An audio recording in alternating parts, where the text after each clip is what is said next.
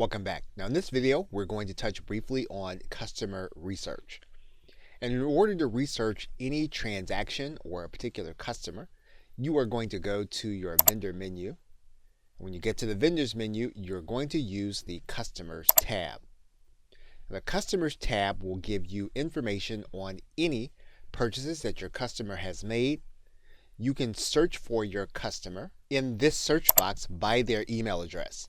So you start typing in their email or their name, you'll be able to narrow down the search parameters, so you'll be able to find all of the purchases they may have made, any refunds, anything that they have in recurring. You'll also be able to research individual transactions that they have made. You'll be able to look in this column so that you'll be able to discern whether or not a particular transaction was a test or whether one was a definite purchase. You can then go to the eye icon to view the sales detail. And by clicking in that eye icon, you'll be able to see even more than what the customer view shows you. You can refund your buyer in this screen. You can view the transaction in PayPal. You can decide to block access or blacklist the buyer. Block access is product specific. Blacklisting the buyer means that they can no longer buy from you for any of your products.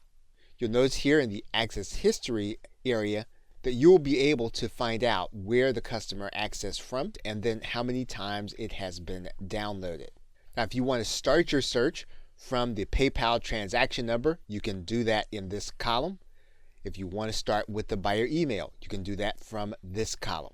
Basically, if a sale has occurred in WarriorPlus, you have everything that you need to research that sale inside of the customer tab.